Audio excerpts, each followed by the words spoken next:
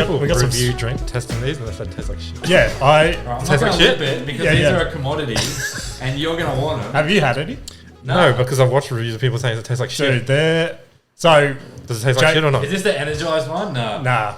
Can you get energized ones? Yeah, you can get they're rare as shit. People are scoring the shit. Do you want to pull out of that closer to you and then I'll just chop it from wherever we sorry. start? That's all good. You can go Right, so headphones or no headphones, whatever you want. Right. We don't know yet. We're still learning. Yeah, chuck them on. It'll be trippy. I don't. Yeah, boy. Yeah, I always wondered if this was weird. Like, You get used to it. It took me a while to get used to it. It's actually not too bad. Yeah. Yeah, it's not too bad. It's kind of like I grew up video gaming and you know, every time I used to game with mates and we were doing like mics and shit like that, I'd always have a mic on my lap, but I'd listen to their voices through the TV. Oh, yeah. Right. I just found it way more comfortable. Yeah. And then now become a dad, if I'm playing like fucking Call of Duty, you know, you can't have that through the TV. So I've got to have it through the headphones. And it's so weird. Like, this isn't that bad, but you know, especially gaming, you can't hear your own voice. Yep. So you got the mic and you're talking to your mates and you're like either too loud or not loud enough. Yeah, okay. And I just feel like I'm not having a conversation with them sometimes. Yeah, It's like yeah. it takes some adjusting. Yeah, it definitely helps with like whatever I've It helps got. with not talking over people. Yeah, it helps with my like ADHD or whatever the fuck I've got going on, where I can like it helps me focus a lot more, I guess. Really? Yeah, 100%. Yeah. Is that why you wear headphones when you're just I sitting really at your should. desk? Side note, sorry to interject. Did you empty out what was in the prime and put fucking medicine in there? Dude, that is that what- every review. Wait, every let me go. Yeah, have a sip. Dude, they There's a brought spare it. I'm cup here. telling you, the way Where is they it? made this drink in Australia. Did you hear they had issues Is it bringing cherry it into flavoured? Australia? I heard a couple of issues. What was that? I'll get it. Oh, They had issues bringing it into Australia, apparently. Yeah. Woolworths, Coles, stocking it, whatever. I don't know if I'm butchering this story, but I reckon what's happened is they brought it into Australia and went, look, you can't sell that. But what you can do... leave it out here. We'll just keep drinking it. What you can do is we'll go to the chemist and we'll put medicine in there, Yeah. and then you can sell it. So That's just bottled medicine. it's 100%. The orange one, that one, and the orange one, they're just Australian medicines, like in a bottle. Dude, that's Because I what do you reckon? Dude, that's not icy pop. That's vapor drop. Like, what the fuck is that? It tastes bad. Not bad. Like, it doesn't taste bad. Yeah, But it it's tastes... super. It tastes sweet and syrupy to me. Well, it Like, tastes American, yeah. yeah, tastes that's exactly what Jake said. It tastes like it would have tasted when they made the company and went, oi, here's our first formulas. What do you reckon? Yeah. They would have gone like, all right, fix it. It's like cum water. Oh, hang on. Whoa, what the? I'm not drinking that. I actually haven't looked at it outside the bottle. Yeah. What if it's a It is prank? very clear, isn't it? What is in this shit? I I don't hate it, but I don't like it either. You don't like it? No. It tastes... Like, you saw me. I was drinking those super sour Yeah. fluoro orange drinks, but it tastes chemically, I feel. Yeah. Well, I said that to Jake. I messaged him because Jake went around to like a couple of Woolworths and he got all 5 flavors and shit. And I was like, fucking try hard. But anyway, I was like, oh, they're too sweet for me. And he's Is like, that what he just goes to now? Is that his thing? I don't know. I haven't spoken to him since. Jake, is that your thing? Yeah. I haven't spoken to him since he's tried them, but I go, they're fucking way too sweet for me. And he's like, they're just like any other American drink. Like, Do you know what the orange one tastes like? Did you guys ever have when Audi just brought out energy drinks? Do you know Audi? Aldi. Energy drink. Oh, Aldi. I think you meant like the Audi. no. They're sets. I don't know why. The, Same. fuck, what are they called? They're Gatorade version. Oh, no, It's like no. their Powerade version. I'm telling you, that's what it tastes like. True. Like, it kind of burns your throat a bit. It's like too syrupy. Yeah. It's Man, like, I would be so mad if I was one of the idiots that bought these for $20. I at the know, marketplace. 100%. $20. They were going nuts until, because Woolworths only bought them out on like Thursday or Friday or something. So up until then, it's been like this big black market fucking get You your know what's- hands on. Yeah. What's fucked is that everyone's would have... They came out, there'd be hype, everyone would be going to buy them. They're Yeah. going to restock them because of that. Yeah, 100%. So 15, 30, 45. Dude, I've already made money just sitting here drinking your product. And I didn't even have to commit to the whole yeah, thing. You're going to have to piss in a cup Yeah. and re-drink it. that green one's probably my... It tastes the same. that's the worst part. The green one's my favourite.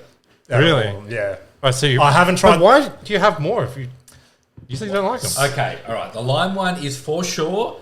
You know how you buy Gatorade, but in the powder Yep, version, and exactly. you mix it in? That's Yep. all that is. Is that- Someone oh, put okay. it in a bottle at Woolworths, just shook it up and put it on the shelf. And that's what you bought. So I went and bought 2 on Friday Arvo just to get into the fucking big hype train. I didn't mean to. I went to Woolworths and they had a pallet at the door and kids were just fucking No, reefing they these for things. sure didn't. You stole them off a kid Yeah, I did. walking out. There's no way you got Hang on, wait, rewind. You said How much are they at Woolies? $4.50.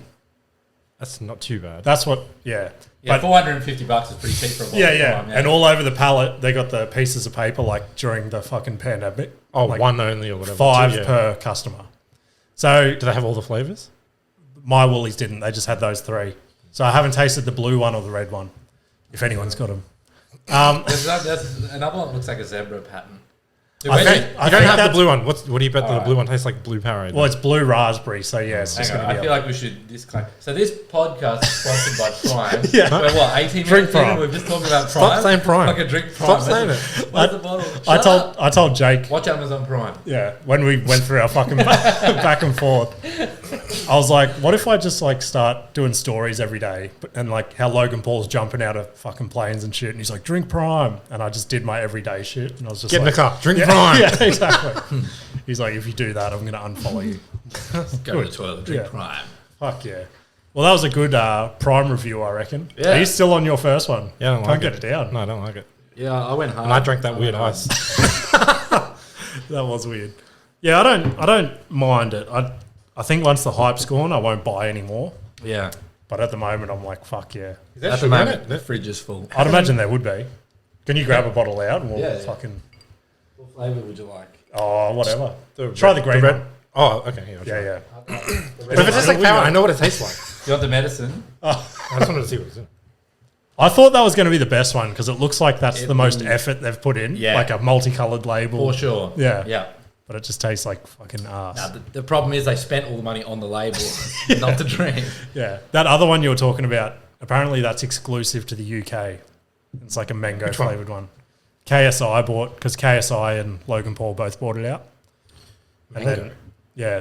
So I want to try that. But Just give me a weird thing in my throat. Like I need to clear my throat. or something. Yeah, killing yeah. it. It's like that's what I said. The Audi, like- what do you call it? Powerade version. They're whatever they call it, Audi Raid. They always just make it the same name, but a little Yeah, different, yeah. so they don't get sued. But they for sure have, I reckon. Yeah, yeah, Like, 100%. Their names are way too close, but yeah, they had their own version of Powerade, and it used to do the same thing. And I used to like go. I remember at soccer training, and I was like 14, 15 years old, and we'd have them, and I'd be like to friends like, "Is your throat burning?" And they'd be like, "Are you okay?" yeah, we're drinking the real shit. Yeah, yeah. Fuck yeah. Drinking cough syrup. What have you found there? Because Oh, it just has sucralose in it, which I didn't know what that was, but it's artificial flavor. Right. Artificial sweetener. it was a big, when I went and bought those 3 yesterday, Arvo, there was a big conspiracy around the pallet between a couple of kids, and they're like, Prime's like the worst thing for you to drink. And I was like, oh, I'm not going to listen to these kids. It does. It has actual vitamins in it. Yeah, fuck yeah, it's healthy. It's vitamin water. Fuck yeah. Coca-Cola loves that. We should probably introduce our guest this week. Oh yeah. I'll let you introduce yourself because I got a genuine question for you. All right, welcome here, Adrian from Prime. Nah, all right, far away. Okay, so me, introduce- Distributor. Yeah. My name is Josuha. Is that legit? It's 100%. Dude, I'm wearing the shirt. Yeah. that I made for myself that I haven't worn yet. That's I crazy. wore it for being on stage and doing comedy because Yeah. like it helped me do my story about my name. And even when I do that story, I'm sure people like in the crowd still go, "Did he just say Yeah, his yeah. name wrong?" And I'm like, "No, you have to understand. Like it was spelt wrong on my birth certificate." So I'll tell you that. So that's Oh, a so legit that's what it is. story. Yeah. it's Yeah, a legit right. story. Why did you not get it corrected? You don't care. Okay, so all right, I'll give you the full story. Yeah, let's the go. real life story, not the comedy bit story. Okay, sorry. Yeah, don't put So any bits. the comedy bit, by the way, if you've seen it or you do see it, that's true too. I just put a spin on it. Anyway, so 18 years old, going to get my license with my mum, and my P plates, right? And as we go in there, you had to bring your birth certificate in, Yeah. prove your identity, all this shit. And the lady at the counter serving us, and she goes, "I'll never forget this. I don't know why it's such like I recall the whole thing so vividly. I'm standing there getting my license. She filled the documents out, and she goes, "How do you pronounce your name?" And she pushes birth certificate over to me and my mum. Yeah. And me and my mum look at each other like, "Is she stupid?" And she's looking at us like, "Are you fucking stupid?" Yeah.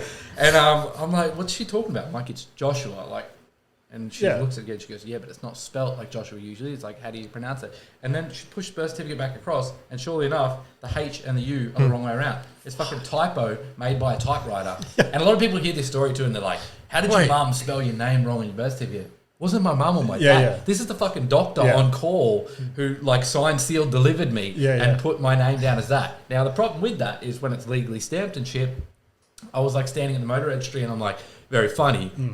but can't you just put my real name? Like, just put Joshua. yeah. It's a typo. And she goes, well, it's your legal name. So if you want to get it changed, you've got to go pay to get your name changed. Yeah. I'm like, It's nuts. I'm not paying gifts. I'm like, fuck it. Josuha it is. So yeah, if I had my license, I'd show you. But I have Japanese heritage. yeah.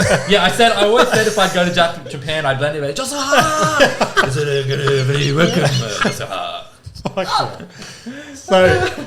So do you go by? No. Joshua, You should. yeah. You should lean Jo- into yeah, it. okay. Yeah, Sweet. it's good for like on stage in comedy. I'm like, hey, maybe that's my spin, you know? Yeah. After that, turned 18.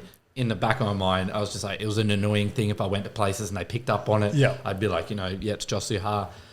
But yeah, it's so strange. Sounds so funny. I know. It's so strange. Yeah. But the funny thing is, my dad always used to go to me and he goes, mate, if you were like real dodgy, you could like do some shit, you could go to court and they'd be like, Joshua Taylor, you're being indicted for these charges. You'd be like, no, I don't know what you're talking about. I'm not Josh, I'm Josuha. You motherfuckers got it wrong. Just walk into the bank next door, get another credit card, start again. Emphasize the heart, all right? Yeah. I'm like, yeah, Dad, don't give him my secret identity now. It's like Batman. No. But yeah, so now it's funny because I got up for Raw and told that story, and then I got a call from Sit Down Comedy Club, and I thought it was just like touch base call, and they're like, oh, do you mind if we give your number out? The host Kat wants to reach out to you and interview you on ABC to do to talk about your name or whatever. I'm like, yeah, sweet. Kat It's a slow week.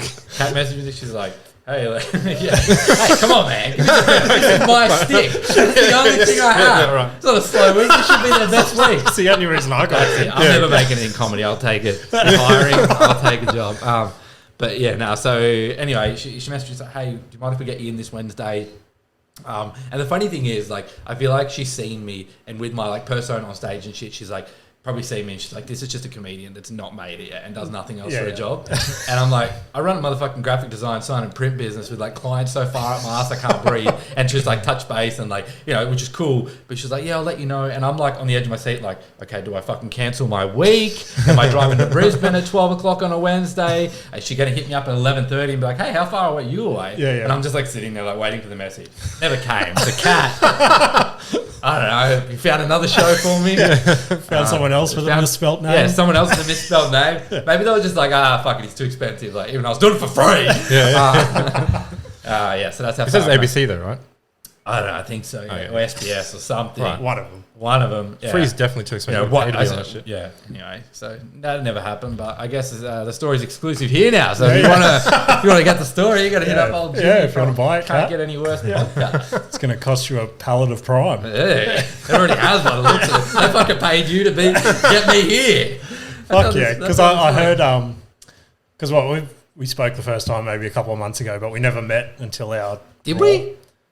Did we? You're so memorable, James. Hang on, no, yeah, we did. It was yeah, like yeah, a month yeah. or two ago. Yes, sorry, Yeah. when we touched base about doing a podcast. Sorry, man. I thought we met, and I'm No, I'm no, the no. asshole that didn't remember. Nah, you. like fucking online. I hate that. Yeah. I hate forgetting that I met people. So Like a couple of 12-year-olds on MSN. Sorry. Go on, Yeah. go on. And then, because I saw that on your social media, and then I was like, oh, maybe it's just a stick. And then fucking, yeah, you got introduced and shit at Raw, and I'm like, fuck, maybe this is legit. Yeah, Wait, they introduced you. as Josuha. Dude, Did you ask them to? How far do you think I'm going to get with the name Joshua Taylor as a comedian? Like, there's 8,000 of me in B and Lee. Like, So good. speaking of which, I have to admit, driving in here, last time I came to B and Lee is when I got my braces to get I had really bad buck teeth, and I was like 14, 15 years old. Like, really fucking bad. Like, I'm sure the story still gets around, like B and Lee. Like, dude, I'm not joking. This is a true story. I had such a bad overbite that the place I got it done, Peter Grant, orthodontist. I don't know if he's still here. He's like around. He's like a big deal. Yeah, okay. He was like the biggest back then, and it was like he's the only one who could fix my teeth. I had to drive here from bloody where we live. Anyway, long story short, when he got the molds made for my mouth to make the braces, he put the mold afterwards in their like display to show what they can do. True. Because with my mouth closed, that's how bad it was. So with my mouth closed, I could get my thumb in the roof of my mouth. Holy fuck. Like, that's how bad. They had to take 2 teeth out on the top row to be able to pull back. Did you have those into like the gap. piston things? Is that what that was? Man, I had everything. They had to give me like a special clear retainer for 2 years to wear before I could even get braces. Okay. Like mine were that bad that afterwards you usually get braces and they put a wire on to hold it in place. After I was done, I was like, hey, I've seen a few friends that got that wire thing. Do you put the wire on to keep mine in place? He goes, wouldn't work for you. I'm like, what do you mean? He's like, your muscle memory and your jaw structure was so formed to like a V shape, like a beaver. Yep. He's like, that it would just bend the wire. He's like, so instead I had to wear like braces till I was 18. It was the longest. I wanted to die through the process. Yeah, I can imagine. And then afterwards I had to wear a retainer and for another till I was 21 because that's when your major growth stops. Yeah. So I had to wear it all up until I was 21 every night. It was painstaking. Yeah, that's crazy. But yeah, thankfully it's only gone back a little bit now, but I Yeah. have bad buck teeth. Yeah, right. Yeah, my teeth are fucked, but I just never did anything about Shout it. out Peter Grant. Yeah. Sorry, rewind. I got off track there, but driving into Beenleigh, I have to admit, I thought like hadn't been here since my braces, and I used to think like, "Fuck, help me" when I drive into Beenleigh. I think about it every day. And I took the exit, and as I was like, "Shit, am I going to die getting out of the car to do this podcast?" But then as I started driving, I was like, "Oh, this guy's in the burbs. Like we're in the suburbs. Like we're good, man." 100%. Like it made me feel good that I had to exit off this main road, and it started getting nicer and nicer. I'm looking around, I'm like, shit, when you drive through a shit area, but then you get to a certain point where you're like, this is kind of nice. Yeah. Like it's getting better. Like I'll be Yeah. honest, I live in a not great area, not far from Nerang. Yeah. And yeah, there's certain points where you drive where like I won't even. Okay, if anybody's watching this and lives Logan Beenleigh, my own house that I bought and I live at. I will not walk down to the 7-Eleven that's 100 meters from my house because I'm like, it's not safe. Like my missus is like, no, let's just walk down there. It's good to get a walk in. I'm like, literally this happened like 2 weeks ago. She's like, let's just walk down. It's not that far. And I'm like, no, I'd rather not, like I'm not, I don't feel ashamed of where I live, but I also know I don't live in the Taj Mahal of Burleigh Head. Like, Yeah. no one's safe where I live. Yeah. So I'm like, no. Literally 30 seconds later after I said that, we hear like, two people about to stab each other out the front of my house, screaming, road rage, and I'm like, "This is where I live. Yeah. This is why we drive to the shops." Yeah, 100%. So, I can't even take the rubbish out in the dark here. 100%. I don't even, but driving after exit off Beenleigh, M1 drive through, and it's like 18 minutes out or something like that, and I was like, "Oh, this is nice. Like it's a bit more peaceful and Yeah. feels not so chaotic." We could share some stories, but I feel like we've touched on them so many times. Yeah. Beenleigh could be the place I feel like that is either in 68 years' time, it's still the same place, and everything's just the same, but the paint's a little faded, or it's the next place to be. It's like, oh, Beenleigh's great, it's between halfway point between Brisbane and the Gold Coast. Like, I feel like that's what they've always sold it on, but it's still Beenleigh. Beenleigh is Brisbane's Yatla for sure. Like people that are in Brisbane that go to Beenleigh, like, oh, it's not that bad. It's just Beenleigh. It's not that far. Like, funny on that actually, I had to sell this to my missus because, like, being a dad now, like, I'll be honest, like, I don't do fucking anything. I'm scared to leave my own house. I'm like, are they? Your gonna be mindset changes. Oh, yeah. 100%. Are they going to die? Like, I get petrified. Now, leaving the company today, I knew you're a Brisbane comic, and I'm like, fuck. I'm going to be doing this podcast in Brisbane, and I don't know how to break it to her. And today I'm like, I'm thinking about going to do this podcast. If she sees this, she's going to kill me. I'm sorry. But it's not that bad. I'm just in Yatla, It's just Beenleigh. It's kind of close. Yatla +1. But that's how I sold it to her. I said, it's like near Yatla. And she goes, will you let me know if it's like, because she's heard that before. She knows that's like how I tell even my fucking parents. If I'm going to Brisbane, I'm like, it's just past Yatla. Because otherwise they're like, be careful. Like, for sure. Are you going to be okay? It's such a drive. Yeah. Like, they worry about it. And so anyway, I told her, I was like, it's just near Yatla. I'll be all right. And then when I put in your address, and I'm like, it fucking is. It's like one suburb away. I'm good. Like, I'm fucking, if she needs me, I'm home in 18 minutes. Like, Exactly. it's good. Yeah, it's fucking, everything's so different when you're a dad, eh? It's like fucking, Yeah. I hate going to work every day. I'm like, fuck, are they going to be okay? Like, Yeah. It's crazy, man. Yeah. Like, do you know what's confused me as well about being a dad? And I want to get cancelled by dads for saying this, but so many people are like, oh, your whole life changes. You just wait till you become a dad. And it's like, you won't be able to do those things you do anymore. And it's like, what? Fucking pop MDMA and go clubbing every weekend? Like, I'm a straighty 180 anyway. I don't drink, I don't smoke. Yeah. Like, I just love spending time with the people that I love. For sure. So nothing fucking changed for me. That grew. Yeah. Like, Yeah. is this a G podcast, by the way? I No, swear. say whatever. When I'm you want. passionate, I just Yeah. go on a tangent. But No, you're good. yeah, I'm like, people that, We've like, got Bill Cosby chilling there. your whole life's going to change, like, and the thing that pissed me off about that is Like Things do change though. It has to change. But like they'll be like, oh, you can't go to the movies, and Yeah, or you right. can't go do this, or you can't forget going to the beach with your mates every Saturday and like working out down at the beach or whatever I used to do in my free time. But the thing is, like, I don't want to fucking You leave. do other stuff. Yeah. I don't want to leave. Yeah, like, exactly. It's not that I'm not allowed to do those things anymore. I don't want to do it. Why? Because then I have to be away from that. Yeah, And that's 100%. not what I want. Yeah. So everybody that I hear complain about that, I'm like, you just fucking didn't want to be around. Yeah. That's not being a dad problem. That's being a you problem. Yeah, exactly. Your kid's younger. Huh? Your kid's younger. Yeah. Sorry. Yeah. Just one, and she's 8 months. Okay. Yeah. Perfect. Yeah, okay, sweet. Yeah, I've got a 6-year-old and a 2-year-old, and like I went through that phase, and now it's like, fuck, I've booked 12 gigs this week. I'm not going to be here. See you later. Good on you, man. Good on you. I was about to ask You guys are too fucking I'm like, crazy. do for I me now. get? I'm like, do I get there, or do I just never want to leave? Yeah, there? Nah, it's still like I still fucking hate it. But there's like, I think it's different for you though because you're a boy dad. yeah, it's fucking 24/7. From How do you like- feel about that, by the way? About I always what? haven't been a boy dad. How did you at that rewind? Yeah. Girl dad, boy dad. What did you think you were going to be? What did you want? So Nikita and I always wanted one of each. Yep. So we got the boys straight away, and we're like, "Fuck yeah, girl next." And then, Let me put my order in. yeah, we thought it was that easy. Pre-order. It's like a Tesla. put 80 cents down, and it's here in 12 years. That's what we thought. Can I trial this for a week? Yeah. We thought it was literally that simple. Because like Did you do any of that weird shit to try and influence it? Nikita did 100%. Yeah? She buys Upside into down and all, shit. Yeah, all that She's shit. like, she if you put a buys into. podcast mic on a 90-degree angle, it'll be a girl. Any fucking what's it called? Edge or, Conspiracy theory on the internet or something. Should be doing it. Like I'd walk in the room, should be like doing handstands or some shit. hanging from She's the like, roof. she's changed language. Like, greetings. I need to speak Korean for a month and it'll be fine.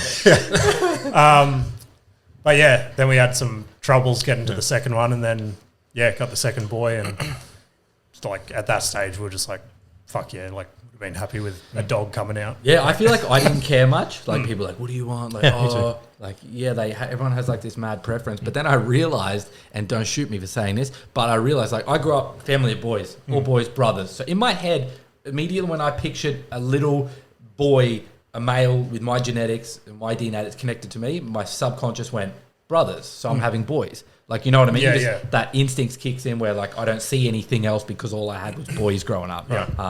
I had mum and it was just fucking just a sausage fest in the house. You know, it's just Yeah. all dudes. Now, fast forward, having Bubs, when we found out that we're having a girl, dude, I have to admit, like that night, like I was like, sweet, we're having a baby. Like I didn't care as long as that was the outcome. Exactly. But then, I realized when that happened that a light switch went off a couple of nights before we found out. I was like, you know what? I actually want a girl. Like, what? I want a little me walking around. Like, fuck that. I'm annoying as shit. Yeah. Did you see me when I was a kid? Yeah, I had buck that's my teeth. issue. You wanted to kick me in the face. All right? Like, no one wanted anything to do with little Josh. And I know I was an ugly kid. Like, I got the biggest ears and the biggest nose on the planet, and I've only just grown into them. Yeah. Like, they were this size when I was 8 years old. My brother used to say to me, you'll grow into your head. It sort of happened, but I'm still ugly. So, anyway, we're having a girl, and I'm like, fuck yeah. Like, my missus, she's beautiful. Like, that's amazing. Like, I hope that I have a little girl now, and I can't wait to just, like, have this little princess. And, like, man, honestly, it's just been such a beautiful thing. And on that note as well, I don't know if as a boy dad you get this. This is another pet hate of mine as a parent. Yeah. But people will say, they'll come up to you and they're doing like an almost like they have one up on you, and they'll be like, oh, look, I'm really, like, they might, in your instance, they might do it to the mum and go, look, I'm really sorry, but you didn't get a look in. Like, they really look like the dad. Now, people do that to me, and they'll go, look, my missus there, Bub's there. They're like, oh my God, she's so cute, she's so beautiful. Look at the eyes. Wow, she's so pretty. Oh my God, look, Dad, I'm really sorry, but you didn't get a look in. She really looks nothing like you. And I'm like, You're like, you should be. you want my daughter to look like a dude? You want my daughter to look like a grown-ass fucking man? Like, you're apologizing because she doesn't look like me. Like, I should be thanking you. As a matter of fact, if you said that my little girl looked like this, I'd be punching you in the face. Yeah. But they do it in such a condescending, like, we wow, felt the same. I've got one up over you. And it's like, shut up. Yeah, You're saying a good thing. Yeah, we felt exactly the same because our oldest son, like, his whole growing up, everyone's like, oh, fuck, he's identical to you. And I'm like, it's kind He's of good. half me. Yeah. And then, so, like, my wife, Nikita, she used to get, not upset about it, but, like, Yeah, you know what I mean. Yeah. And then our second son came along and he was just like this little fucking cute thing with like these long eyelashes and shit. And he like, and then everyone's You're like, like double checking. yeah, everyone's Did we get it, honey? We did it. everyone's like, Still a penis. everyone's like, oh, this one definitely looks like you. And like to my wife. Yeah, and yeah, she's yeah. like, fuck yeah, got one. And I'm like, Go. And you wait till she walks over and you're like, you look like a little bitch. yeah. You look like my wife. She was, But you're not sexy to me.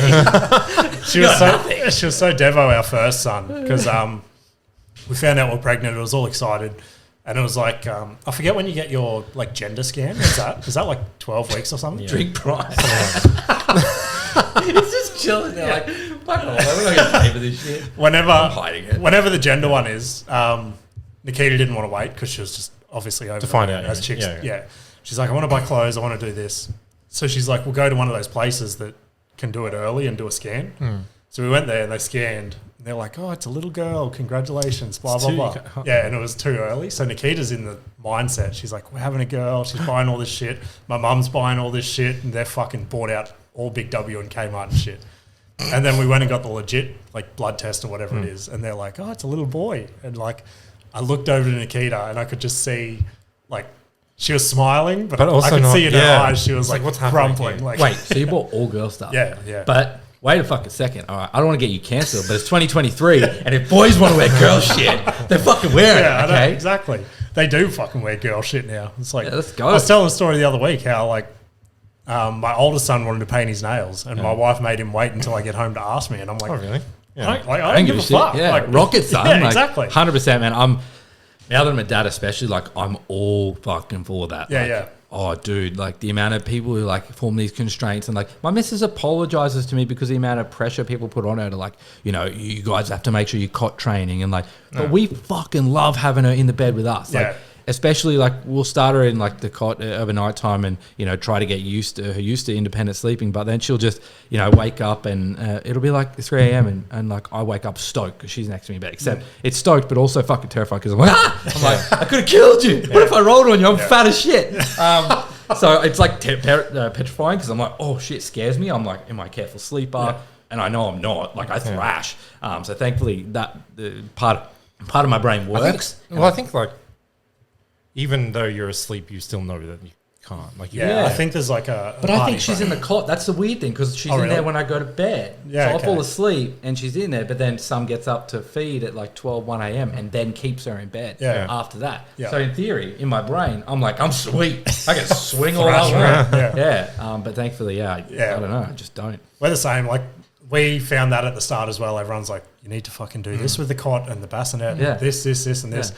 And it was like, we were stoked that they just wanted to like snuggle in beside Yeah. us and shit. Even Fucking now, right. like if my 6-year-old comes in the middle of the night because he's just had a bad dream or something, and he'll just come and nudge me, and I'll be like, "Oh, this is nice," and just like snuggle up to him. 100%, man. Yeah, I'm like, I'm all for it. Like, I believe to just do what you want in your heart. Like, anytime my missus says to me something, when she's like, "Oh, like I kept her in bed last night. Do you think that's bad?" And I'm like, "Are you happy?" She's like, "Yeah." I'm like, "Am I fucking happy?" I'm like, "Yeah." I'm like, "Is Bubs happy?" She's like, "Yeah." I'm like, "That's all that fucking matters." Yeah, 100%. Like that is going to be my goal as a parent until I'm 80 or 90. I don't care what it is.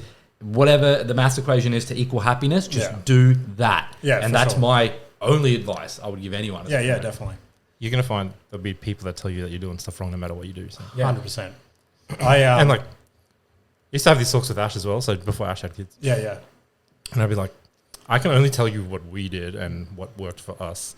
You're going to figure out your own thing. Yeah. And you'll do it differently to how I did. But Exactly. I'm not going to tell you like that's wrong. Yeah. Because, you know. Yeah. whatever. Well, Nikita and I went through this as well because Nikita's sister had like a baby girl, and they're like obviously doing their own way. And like one day Nikita was on the phone to her sister, and her sister must have said like, "Oh, we've got a sleep in the pram or some shit," but they're at home, and Nikita's like, "You can't let him sleep in the pram," and I like had to like stop her because I heard her. I'm like, "Fucking let him do whatever they want to do." Like, Yeah. And Yeah, then, 100%, she's yeah. like, "Oh, you're right." Blah blah blah. Yeah, like another thing people are so opinionated about is when we got a capsule. Oh, yeah. Oh my god, what a freaking invention those things are. So before we even have those, Ones that click in and click out. I'm out. I didn't know these existed. I thought I was inventing the next best thing in the world. I was out with my missus. We're getting a scan done. Massive flight of stairs, right? his parents come towards us. They're walking, and my missus is still inside. Like, she's going to the toilet or something. And I'm out there. Parents come up the staircase, and I was just people watching. 2 people, parents. Staircase, elevator over there. They get up to the staircase, and they had a pram, not a capsule. Yeah. And they looked at each other, and they were like, "Fuck!" Like, they went to do the awkward like carry it, and then they went into the elevator to go up. And then another set of parents came up, and in my brain, in this next 30 seconds, I'm like, sorry, friends are calling me. In that next 30 seconds, my brain was like, what if there was something that like you could click into the car and then into the pram, so you don't have to find an elevator or lift your kid up a flight of stairs? And then 2 parents come up and they're like, unclick. Dad carries it. Mum folds the pram up. They walk up 15 stairs. 30 seconds, they're set up again. I'm like, what an invention! I'm like, you get home 11 o'clock at night, you got baby in the car. Everyone else I've seen in my life growing up, they get the baby out, you wake it up, you piss it off, you get inside, you do the whole thing again. Capsule, stay asleep, go inside. I'm like, best thing ever. But there's so many people, everyone I spoke to as a parent was like, nah, this is my favourite thing I loved hearing. They go, oh, nah, they're no good.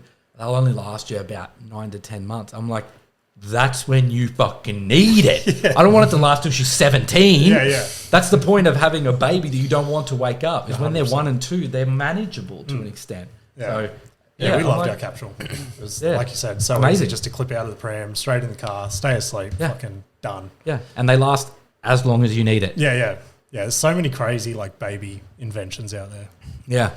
We have prams we're trying to get rid of now.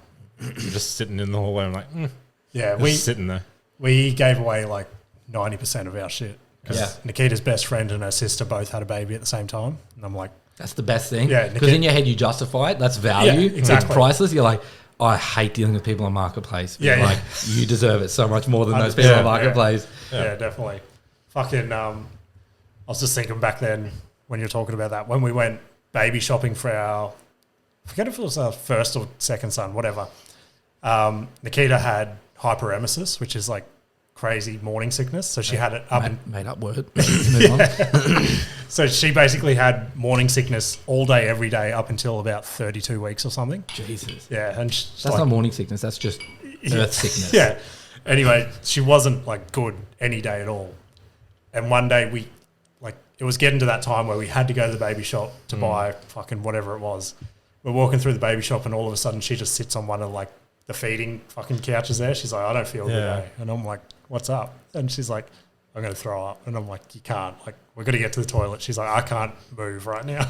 Well, you're on a rocking chair. Like, this is baby bunting. I don't have public liability. It's like, so she just had to fucking like open her handbag and just open her handbag. And I'm like, well, whoever bought her that handbag, that's what she thought of it. Yeah. And I just walked off and left her there.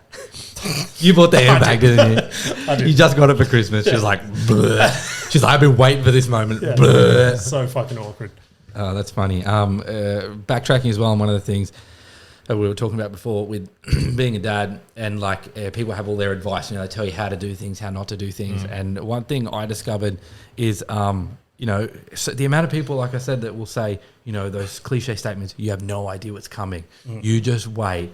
And my thing is, I think their problem is they're saying that because they thought they'd figured it out before their baby came, and that's where they fucked up. Whereas I think having no idea is the best approach because then you have an open mind and you wing it, and everything's not a problem. It's just a hurdle that you're jumping. So that pops up. All right, what's that? 100%. Jump over it. Whereas if you have a baby and you watch all these things and do all this research and you form a pathway of like, this is how it's going to go. As soon as something outside of that field of view comes in, you're just overwhelmed and you're like, you can't deal with it. And I love my missus to bits, but she had that element, and that part of that's because of the pressure people put on with their preconceived ideas and all this stuff. And I was like, I think we were a great balance because I'm such a wing at Wendy. Like I didn't know shit, and that was the best thing because something would happen and I would just analyze it with not an overthinker's brain, and I'd be like, hey, don't worry about it. Like, could just be this, like, could just be that. And then we worked really well together that way. I balanced her out. She organised shit because I'm not organised.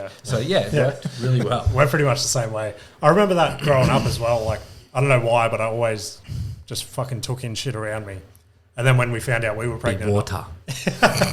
When we found out we were pregnant, I thought back to, like, my childhood. And I remember, like, my uncles and aunties, because I'm the second oldest of, like, I don't know, 20 cousins. So I saw like all them be born and grow up and shit. And I remember like being with them at Christmas time and shit, and they're doing all like the stereotypical fucking, this is what you have to do. This is what the book says. This is this is what this video we watched said. Yeah. And then like, and you're like, what if this happened? yeah. And then we had our kid, and like, luckily, like you said, like my partner's, she's super organized, but she's cruisy enough to know that, okay, let's She's like, malleable. let's put the book down and try this fucking James's crazy idea of holding the baby by its ankle. Like, Yeah. like, yeah. But Yeah, yeah, there's some fucking- crazy stuff out there, man. Stuff that works, like, and stuff you'll discover as well. Like, I discovered like a hack for my baby, and like and I think a lot of babies they love just noises, like, and that was like my hidden talent as a dad came out because like I grew up as a kid, like I knew how to beatbox, I knew how to like talk like Donald Duck and shit, like, and I just look at her and she'd be crying, bawling her eyes out, and then you introduce a sound she'd never heard before, and you're just like, it's like Donald Duck having a fit, and she's just like, that's amazing. Or you click, you just like, and like she just loves it, like absolutely loses it. But you know, in those moments, sometimes it's hard to be like, oh, it's okay, they're there. Like you talk to it, and you're trying to calm your baby down, nothing works, and I'm just like, bam, beatbox. Yeah. She's like, what's that sound? She just loves it. Is that Joel Turner in the modern day public? Yeah, yeah, that's it. Joel Turner, man, what a champ. Yeah, he is a champ, hey? Yeah, I hit him up on Instagram to come on the show, but he hasn't got back to me. He will. Once he sees that you got Prime. Do you know why? Because no matter who it is, like it could be someone not that famous, and you'll DM them, and it just goes into the hidden box now. Yeah, And as soon as you see it, he left me on scene. John Fuck Cena. But do you think he looks at his own shit, or someone looks at it? I don't know. It's crazy how many, and again, like you just said, I don't know if it's them or they're like publicists and shit. Yeah. But it's crazy how many celebrities or influencers, whatever you want to call them, you can message and then they'll talk back to you in a way. Like I was telling these boys last week, Fat Boy Slim's coming to Australia, so I just shot off a fucking random message. I'm like, want to come on the podcast? And he's like, fuck, thanks for thinking of me, man, but I don't think I'm going to have enough time when I'm in Brisbane because I'm only there for one night. Maybe next time or something like that. Good on you, man. And I'm like, that's fucking crazy. That Fat Boy Slim, like a dude I've been listening to since the 90s. It pays off, man. Like, I'm like, what the fuck? Yeah, really. Thing, like, you just got to ask, like, what's the Yeah, harm? exactly. That was a massive hurdle I had to get over. Like, even like this little show that I'm putting together, it's like just sending that initial message going, hey, do you want to be on this comedy show I'm putting together? Oh, when you're trying to get people to and it's just so fucking awkward and weird. Like, most, like, people are just people is the thing. You got to, like... Yeah. You could think of yourself as just a person, right? But you don't think of other people as just people. Yeah, yeah. You know me. I fucking hate ordering Subway. Yeah, like, that's true. You do. You could use this as an ad if you want for your podcast, but... Prime. Drink dude, Prime. Just think about it. Like, if they say no, it can't get any worse. That is a good one. It's fine. Yeah, exactly. Just like use that, and if they say no, just like I don't know, use that. Maybe you could use that, like reply to them, be like, you said no, but it can't get any worse. So. Yeah, for sure. Even if they don't even look at it again, you just like have the one up on them. Really. Now really no. Yeah, I'm in control of this situation. Yeah. That's why I don't have a podcast or a publicist. But yeah, I actually have done a similar thing. You know, on that note, I think it's like such an overlooked topic in this, day and age, especially cancel culture, is the amount of people that like they'll wait for someone to do something wrong and they'll DM these celebrities and say, fuck you, you're a piece of shit. Or they come after people on like Love Island and like all these people that get attacked. But the crazy thing is no one does the opposite. I don't think anyway, like unless it's a slimy guy sliding into a chick's DM. Yeah. I don't think a lot of people go out of their way just to message a talented guy that's been doing got a rock band for the last 8 years and he's doing a good job and he's got like 10,000 followers. No one's messaging that guy to say, hey man, love your shit, keep doing it, like good job. I don't think enough people do that. And I am like a bit of a weirdo because I've done that to, I don't know, 5, 10 people that I admire. They're not that huge. One of them is, shout out Johnny P. He's an Australian hip hop artist. And that's how we're like friends now. But I just hit him up on Instagram. I was like, hey man, I just seen one of your videos. Like he's an Aussie rapper, but he's super clean, super like intelligent. And I love that. He's not just like swearing every second word, being the alpha male. And so I just said, hey man, like no one's doing that these days. You're doing a sick job. I just want to let you know you got a new follower. I admire your shit. Yeah. Messaged me back, followed me back. Became friends. I ended up opening for the guy when he came to Brisbane to do a show, and I was like, "Hey man, why don't we do some comedy in your like show between?" And he was like, fuck it, all right. And yeah, it's just I asked, not being afraid of being told no. That's so I sick. ended up doing comedy between each of his acts, Okay. which was very strange. Was it? But did it go well? It actually, it went well, man. Like I had quite a few good laughs, and Yeah. especially after my first set, there was a few people that found a liking to me, and they would kind of be like, "Shut the fuck up" to other people, like, and a few people filmed me, and you could hear on like the videos after on people's Instagram stories and stuff, people were like, "Shut up" to the people next to them while I'm doing a bit, even though like I was really careful with the bits I did, because like you can't get into a story about your big toe, you know, when someone's rapping. So it had to be real loose and like out there sort of material for them to pay attention. For sure. But yeah, like on that story, I just hit someone up. I said, "Hey man, I admire what you do," with no plans of getting anything back. And he liked that and he admired it. So yeah, fucking great. I do that heaps too as well. Power to you, man. Literally this morning, so I went to Kevin Hart last night. And we're sitting. Kevin Hart's on the podcast So next week. I did message Kevin Hart. He didn't get back to me. No, that's what I was thinking about. What were we thinking? Ash. Ash? Yeah. Oh, yeah. We'll go into that after if you want. But same deal. We're sitting there. So doors opened at 5:30 and they're like, you have to get there like between 5:30 and 6 or something.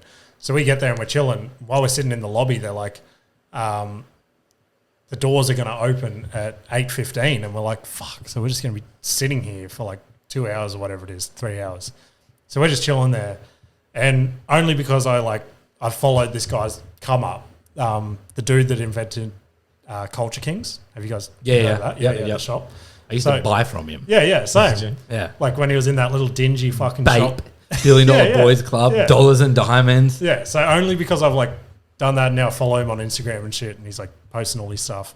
Anyway, he just walked straight past us in all like the crowd, and I'm like, fuck, like it's crazy that he's like a multi-millionaire, owns So one of the low-key. biggest fucking Low-key. penthouses on the Gold Coast, and he's just cruising through here, just like a normal guy. And I wanted to go and say hey, and I'm like, it's weird. So I just like sent him a random message this morning. I'm like, hey man, saw you last night. Fucking wanted to come. That's and so say weird. hi. I was stalking. I I wasn't stalking It's you. weird. And I was like, just fucking, I didn't want to interrupt like your fucking date night or whatever, but just wanted to give you fucking I wasn't on your a date. flowers. Like, Don't out me. Yeah. But 100%. No one reaches out to anyone. Yeah. And that's probably what they reply? want to hear. Yeah, like Oh, especially cancel culture. Like everybody's all about canceling people. But what about fucking putting people like, you know, giving them a pep in their step? Like I've had it happen to me maybe twice. Like, and that's like I've amassed like a little following on TikTok, and like it's like I don't know, like 70 or 80,000 people, and you would think out of that there's a lot of people that like, oh, this guy's funny, that's why I'm following him. Never happens. There's been like I said, 1 or 2 people that have just been like, hey, one of them I screenshot it and he said, you're the type of comedian I would pay to see. Yeah. And that just stuck with me. I'm like, fuck man, like holy shit, I need to keep uploading videos. Like this guy seen something I did and went, hey, that's clever, it's intelligent, it's funny. Yeah. If you have a show somewhere, I'll pay money to see you. Yeah, and I'm yeah. like, that's what I'm trying to do. For sure. Like that, and people just don't say that stuff these Yeah. days. They'll just be like, haha, tag their mum. Yeah, It's yeah. like, that's fine, but like, tell me I'm doing all right. For Like, sure. After the fucking the Raw thing last week, it just felt like obviously neither of us got through, unfortunately. Yeah. But yeah, after the gig, I reckon I had maybe 5 people in the crowd come up to me and just be like, good job up there, you fucking crushed. Like your shit was hilarious. I had half that, but yeah. Same thing. Same thing. It's some guy we just paid. Yeah. Nice thing. And then the like 2 of the judges came and had a chat to me as they were, I don't know if it's because they were walking past me or whether We have to say something to them now. yeah. But they were just like, oh, good shit up there. Like we can see the path you're going down. It's the right path. Like we can see you being like a funny club comedian one day. And I'm like just hearing that, I was like, Yeah. it's better than making it through. Like, Bloody oath, man. You do it amazing. And it's funny, you know, when we met, I walked up to you with no hesitation because I'm like I said, I'm a bit of a hermit, like in public settings, Same. especially ever since I turned the age of 20. I fucking hate alpha male energy. Oh, yeah. If I'm in a room and I'm someone a thinks beta. that You are. Do you know what's ironic about that is as well? I think a true alpha is someone who thinks they're not one. Someone who's like, you know, for lack of a better term, like Barack Obama. I feel like he was quite a humble dude that just spoke very clearly and spoke his mind with no intention of being, you know, looked higher up to. And this is someone that doesn't know much about politics, but he just gives off that aura. Yeah, you know, sure. like whereas Donald Trump, you get that whole like he's trying to sell an ego and an alpha male and an alter ego that you just That's his brand, though. yeah, Yeah. it just gets in, like, it gets under my skin. skin and I hate it. So if I can't train at the gym because alpha male energy just like gets under my skin. Yeah, right. And you just didn't give that off. Like And you're a bitch. Yeah, I got that feeling. Beta as fuck. But dude, beta's actually spelt like someone with really bad spelling would spell better. So ironically, I think we're Or fucking Joshua. better. Yeah, like Or your doctor I would spelled spell it. We're better than alphas. Right, it was me. But yeah, like I'm not a fan of the alpha energy, and when I seen you, I was just like, you can just feel it in someone's presence. Where like, hey, I like this person. You know, I'm not gonna have a pissing contest with this guy. He's not gonna try and one up me. As soon as I get that vibe, I'm like, we'll chat all night. Yeah, I'll guarantee I'll be the least confident person at any gig I go to. Like, I'll just be flailing around and chatting to the people I know. Like, yeah, me too, man. Like, I'm really in my like. There was a guy, shout out Roman, who got through. I think. Yeah, he was the only comedian in the one of the only comedians in the what do you call it, in the green room. He just came up to me and he's like, bam. He's like, hey man, good luck. Like, have fun out there tonight. And I was like, he has no idea who I am. Yeah. And I'm like, I don't know, maybe he's seen me gig here and there. He might be one of your 70,000. Maybe. But yeah, he's just a nice guy, man. And shout out anyone who's like that, like the guy out of there. I try to, like if I see someone in their shell, but like I said, they've really got to give off fucking beta energy. If I feel like they're gonna try to shake my hand harder than I'm shaking theirs, forget it. Yeah. He's over there holding flowers. That's my least favorite thing, and I know it. Like I'll see someone across the room, and I'll be like, get that vibe. I'm like, don't come near me. Yeah. And then they'll shake my hand and they'll squeeze harder than I did. Yeah. I'm like, I fucking knew it. Yeah. I should have just shot you when I had the chance. Like, I hate it. Yeah, It's fucking I like. Even Sunday night was prime example. I think everyone. That's the prime. Hey, I told you it was sponsored. Everyone pretty much fucking crushed. Like it was probably the hottest room I've been in. I was like, I got off and I went, not a chance. Yeah, I felt good about my set. I'll get off any gig, and like Sunday's probably one of my best, to be honest. Like, but I still put the mic in the stand and I go, "You're a piece of shit. Fucking that sucked." And as I walked back towards the green room again, everyone was high fiving me, going fucking sick set. I get back there and like I had a couple of like mate comedians up the back, and they're like, "Dude, that was fucking like the best we've ever seen." Yeah. And then like it inhaled me a little bit, and I'm like, "Fuck, maybe I have a chance here." And then they read the winners, and I'm like, "I'm a piece of shit." Do you know what? Can I pause you there though? Because I really felt that in my gut partially as well.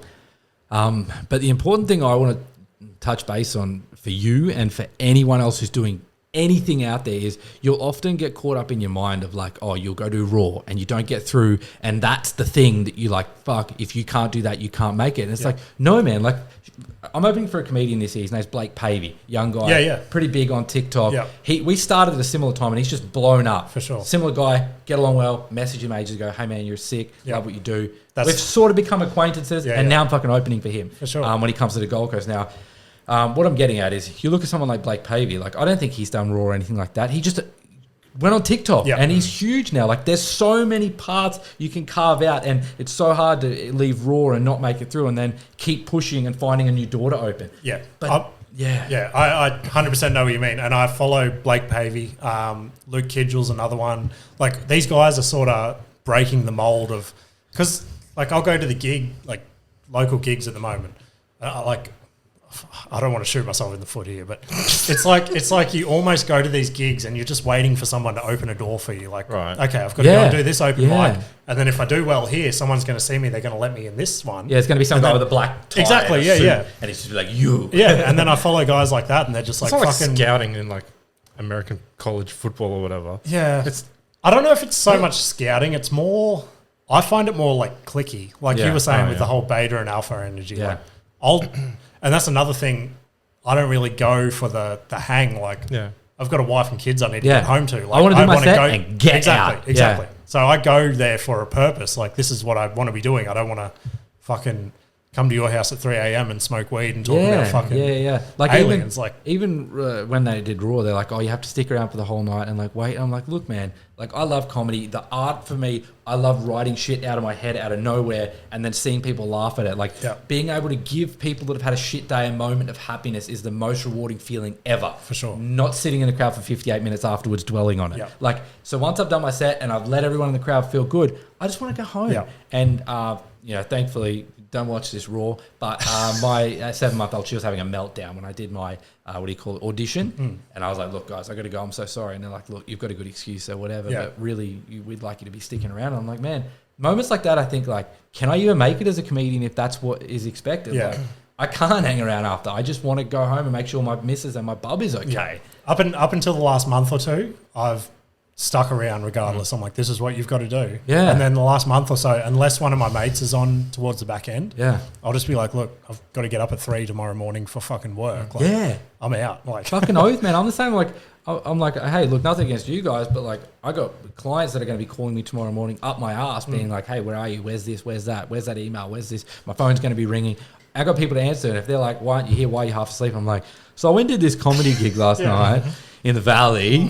And then, stayed there till 11 and that's it, man. Sorry I'm late. They're like, what? No, just go home at 8 and get your job done. Yeah, that's super big. That's in my head anyway. Yeah. I'm super big on that. That like, I'm going there for a reason. If fucking some of my mates are there, then sure, let's hang out and have a beer. Have fucking run some shit by each other and have a laugh. Yeah. Talk about each other's set after, give some feedback. I love that shit. But if the show starts at 7, I'm the first act, I eat a bag of dicks in front of everyone, and then I've just got to sit there and be like, oh. Do you know what's funny about that too? I did not do well on my Raw audition at all. Really? I hadn't picked up a microphone in a year at least, at all. So hectic with business at the moment, stressing my ass off, didn't get time to rehearse my set. The only thing I did do is put my material loosely together before I was doing it that day of Raw, and then timed it in my head with a stopwatch on the way there, and every time it was overtime. I'm fucked. Got there, thought I'll wing it, try my best, did my set. Halfway through my finished joke, just music starts blaring. True. I just got cut off. I'm like, first of all, I look like an amateur now because I didn't time my set, and I didn't. I knew I was unprepared, and these guys are just like, this guy's an amateur, he's not ready to make it. There's no fucking way. See you later. You're in the bin. Yeah. So when I went home early with my bubs and my missus, I had fun. People laughed, but I fucked up. I'm not ready to be a professional comedian yet. And then I find out that I went through and I wasn't even like a wild card. I was just one of the ones they put through. I was like, holy shit! Like that was a big kick in the ass to be like, you're an idiot. You should have paid more attention to your set, and you've got something that someone sees in you. So work on it. But 2 things there. Like the first one is I was super nervous about that in my second, like the one that you were on, because Ty Thomas, who was the first act, and like I'm mates with him, he got played off straight away, like strict on the 5, and I'm like, fuck, because that day I timed myself and I was hitting around the 450 like mark, and I'm like, fuck. People better not laugh at my shit too much, like otherwise I'm going to go over. Yeah, so legit. I'm peaking the whole time, and I don't know if you remember, but the show. This is the first time Nikita came to watch me ever. Oh, this weekend. Yeah. And I go, as long as you're at the back of the room, I'm going to be fine. We get there, they go, oh, come this way, ma'am. Your seat's here. Fucking front. Fuck yeah. And there's low tables and The there's high heckler's seat. tables. Yeah, there's high tables. They've sat her at the front high table, so she's fucking right there. Anyway, she sits with another Brisbane open micer, Chris Walters. Thor. Yeah. And straight away, the MC, first fucking thing she ever says is, oh, are you two here together? Like to Nikita and this dude. And Nikita's like getting all awkward like she would. She's like, oh, no, my husband's performing, blah, blah, blah. Anyway, she just kept going at these two, making it awkward. Yeah. And then I knew, like, while I was sitting there waiting to go on, I'm like, I need to fucking bring up that that's my wife. Yeah. So while I did my first joke, second joke's about Nikita. So I'm like, when I first started dating my wife and then paused and I'm like, she's actually here on a date with Chris tonight, and the crowd fucking lost it. Oh, yeah. And I'm like, I knew that'd get the crowd on side, Yeah, so I good. had to put it in there. Yeah. But I was like, well, that's another 5 to 10 seconds I hadn't planned for. Yeah. Like, and I already knew I was going to be tight, so I was fucking peaking. Yeah, I did a similar thing. I get a lot of bad feedback for this from people, not trying to be mean, but even comedian mates of mine who they'll be like, dude. But what do you mean by bad feedback? Is in the feedback is bad or no, like negative? the feedback is in like, they'll be like, look, man, I don't think it's a good idea to chop and change your set. Like I'll go have my set written, go to get up, and then like Stephen M will do a bit on speed dating. Yeah. And then like all these like bits, and I'll be like, fuck, I want to do my speed dating bit. And plus it makes my set more comfortable because I'm touching base on other topics already brought up. Yeah. So it feels more natural for me and I'm less nervous.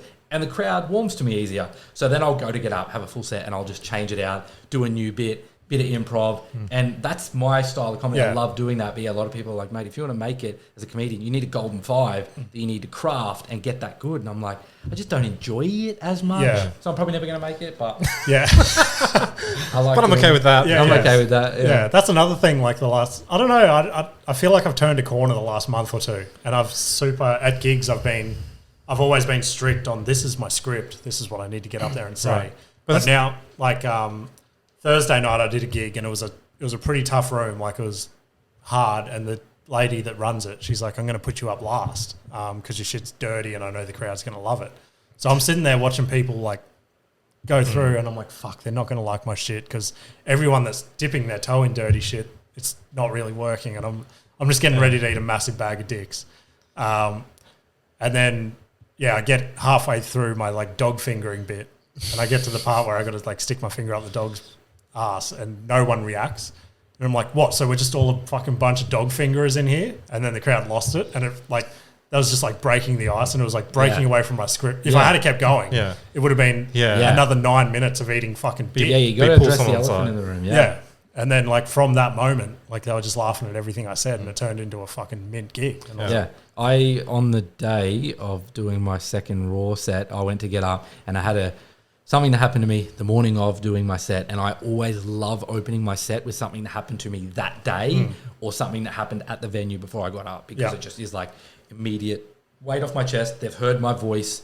They're happy with my presence. Yeah. They're not throwing glasses at me. You know what I mean? Whereas if you get up and you like get into a bit about a bottle cap that you wrote 8 months ago, and they're just looking at you and you can tell they don't like you, it's so hard to fumble through that. 100%. I There's find. something to that. I feel like you are, by talking about something relevant, so something that happened to you that day or something that happened to you before on stage, you're making yourself more real, as for lack of a better term, rather than just up there performing. That's true. It's like you're making a connection with the people by like, no, this happened like 10 minutes ago or whatever. Yeah. Yeah.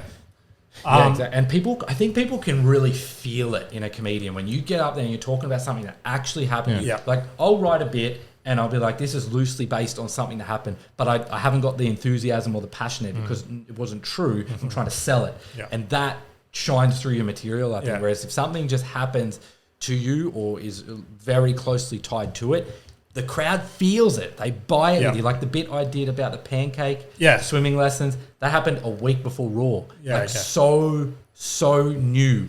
Never performed in front of anyone. Yeah. And that is my bit that killed. Like out of anything, I'm like, felt good. But it was just my life. It felt good to me. That's so I'm like trying to do this little thing where I read a book a month, and because I was watching Kevin Hart this month, I wanted to read his book. And he brought that up. He's like, fucking, I did stand up for 3 or 4 years or something, just on little like fucking, how about this cup of coffee joke sort of thing. And then Keith Robinson brought him in, and he's like, you're a fucking idiot. Like, no one knows you because you're saying that. Yeah. And then he started doing these like story jokes about his life and his dad being a fucking crackhead and all this shit. And then that's when everyone started to like buy into him. And I've like, again, I told you guys a little while ago that I stopped doing like jokey jokes, and I've started stories. Yeah, telling stories of my life Me and just too. putting a bit of fucking salt and pepper on them. Yep. Just like ramping it up. Yep. Do you know? Are you, sorry. No, you're right. Project. Keep going. I'm being trying to be really mindful of that, but having the headphones on is not helping. Like, it's not as easy to like, trying to get the hang of it. People are probably going to watch this podcast. This guy's a fucking dick. What an alpha piece of shit. You're fine. So what we were saying. Are you drinking that? What were we saying? Yeah, I changed. I'm trying to recap. What were we just saying? I think you were about to say drink Prime. You were talking about... You're talking about connecting with the crowd, talking about stuff using that's like my happened. life moments more for bits. Yeah, so I would do a bit. I'd get up there and talk about like, I'll tell you, I never used this anymore. So this is the first joke I wrote that my best mate's dad heard and went, mate, have you thought about stand-up comedy? And that's what started it for me. And it's just literally, I'll probably butcher it, but it's like no matter what woman you have in your life, like, you'll be constantly reminded at least once a month that women truly are the fiercest, moodiest, most emotional things ever. Period. That's it. It's a one-word joke with a punchline that I wrote down in my notes before I even started comedy. And I was like, hey, this has kind of got something to it. I didn't think it was funny, but he's a performer and anything. Yeah. It's kind of funny. Now, those jokes, that I write down and craft and work on, I just got to a point where I would get up there and like, I don't like walking off stage and people think I'm an idiot or the dumb guy because I had to sell that I was an idiot or I misunderstood something in order to sell that joke. Oh, yeah. Like, I see you know what what I you're mean? saying. Yeah. Like I had to be like, oh, someone said this to me, but I thought they meant this. Yeah. And then it goes into the joke. Yeah. It's like, no, I just want to be able to like look intelligent and talk about like swimming lessons and how the song is silly. Yeah. And people can go, fuck, he's analyzed something in real life in an intelligent For way. sure. He's a comedian. Yeah. I feel like there's a Because different... then every parent in the crowd will go, fuck, like I know that song from Yeah. swimming lessons, Oh and my it is God. fucking stupid. That and there's another amazing moment that happened to me. Is someone on the Brisbane comedy page tagged me. That was another like moment. I was like, that is fucking awesome. I don't know if she's a performer or just was a fan or like that follows whatever. Anyway, doesn't matter. It still felt good. And she said to me, "Oh, you something like it was just nice." And it said, "I haven't been able to stop singing that Pancake song all day." Oh, yeah, I and saw that thinking comment. about that. Yeah. And I'm like, that's another one of those like, hey, if you perform somewhere, I'd pay Yeah, money to it's stuck in there. Yeah, it's like that is what you want as a comedian. Yeah. You want to leave Kevin Hart, and the next day you're talking about the bit about his dad going, all right. Yeah, exactly. It's like he doesn't realize, but that is his moment where he did it. For sure. That was my little moment where I'm like, I fucking did it. Yeah. Yeah. She Yeah. thought about that Connected song it. and Definitely. connected it to me, and I'm a comedian in her head now. Yeah. Like those are the moments that I just like, 100%. oh, Yeah, no, that's the best shit. Because someone called me the other day, and conveniently I had the day off work for whatever reason. And he called me. He's like, "Oh, I'm driving to work. I just had this random thought. Can I run this bit by you?" And I'm like, "Sure." And then he's talking me through it, and I'm like, "Oh, this." Nah. And I'm like, "Yeah, it's funny." I'm like, "But this part in the middle is like a little clunky and like wordy. Did that part actually happen?" Because it was like a story. Yeah. I'm like, "Did that part actually happen, or is that something you've changed?" He's like, "Oh, none of this story happened. It's just something I made up." And I was like, No. "That's why it doesn't make Yeah. sense." Like, it doesn't connect. Yeah, yeah. And I was like, There's no parts of it. Like I feel like with a true story, there's a mountain you're climbing, and there's certain parts of the story that are just were moments that were quintessential to whatever happened that make you really buy into it. And the 100%. crowd's like, yes, tell me Yeah. more. Whereas if you're It's got to selling build. it, It can't. Yeah. if you're selling it and you make the story up, you might write it in a way that like you go here and then back down here Yeah. and then here, and the crowd's just like, what is going Yeah. on? There's a cadence off. Yeah, I was listening to Rogan yesterday. Had Andrew Schultz on, and he said something that was like pretty interesting to me. I haven't tried it yet, but he's like, what I do, he's like, I'll just sit down and I'll write. Rogan said or Schultz said? Schultz said, he's like, I'll write out whatever I'm having anxiety about, like in that moment. And he's like, because everyone struggles with some form of anxiety. And he's like, then I will go from writing that down to talking to some friends and stuff. And I'm like, oh, this is this crazy thing I'm going through with anxiety. Yeah. And then obviously, if you're with close friends, they'll rip on you about whatever anxiety you're having, like fucking you're stupid, blah, blah, blah. Yeah, and he's yeah. like, that's where I'll find the bits. Like, Yeah. they're Yeah. ripping on me, then I'll say that on stage. There's going to be fucking 50 other people having Thinking that same that, anxiety yeah. about Yeah. that same shit. And it's Yeah. just like that connection. And it's like, Or knowing someone that has it and like have thought those Yeah. things. Yeah. yeah, for I sure. find that's like kind of a hidden art to comedies. If you can quickly pop the balloon of those thoughts that they're having by pointing it out, you will immediately get a laugh. It's For like sure. being a kid in trouble with the principal's office, and if Yeah. you're both thinking the same thing, and one of you looks at the other one in that certain way, you both lose it. Yeah, yeah. That's the game you're playing, I think, with the crowd. Definitely, yeah. Is they're thinking it, but they're not saying it. Yeah. and Yeah. you point it out for them. I love Yeah. that.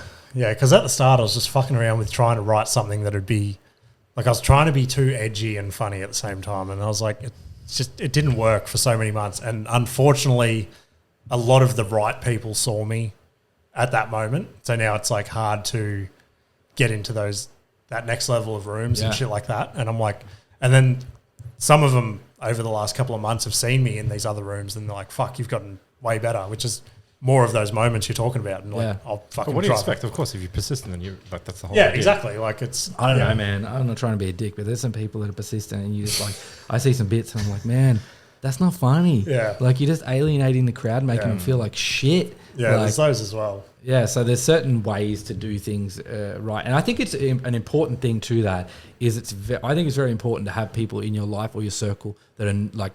My whole life circle of people are no bullshitters. Like, just tell me how it is. If it's Yeah. not funny, tell me. Don't Adrian's laugh. big on that. Don't What's that? laugh. Yeah, don't Big on what? pretend.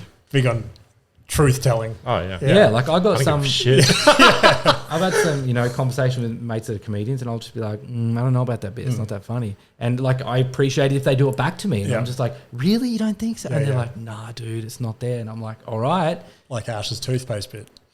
Oh, that's hilarious. Yeah. Fucking Ash, the guy that used to sit there, he came up with this toothpaste bit. Yeah. Came up with this toothpaste bit on like one of the first episodes, and he was trying to sell it to us for ages, and we're like, it's not funny, man. Like, leave it. That's the whole purpose of the toothpaste tube. But it became funny because it was funny to us. It became funny, because he was trying to sell it so hard. And we had Stephen M on and shit, and he was trying to sell it to him and blah, blah, blah. What does Stephen think? He's a good analyst.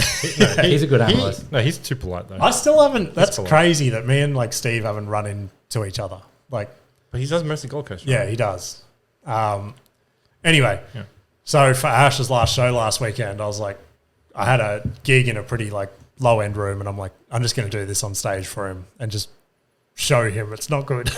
Oh, that's great. Yeah, that's so I did That's it. sick. I did it as my closing joke, and then the crowd was just quiet for like 10 seconds, and I'm like, all right, thank you very much. I think I did that once with Stephen M. I was opening or not, I was doing comedy somewhere, and I touched base on one of his bits, or like tried to butcher it. I think, but I think that's really funny. I like that you did that because you're showing him. But it's like, it's cool, man. Like, whatever. Sometimes you got to do what you got to do.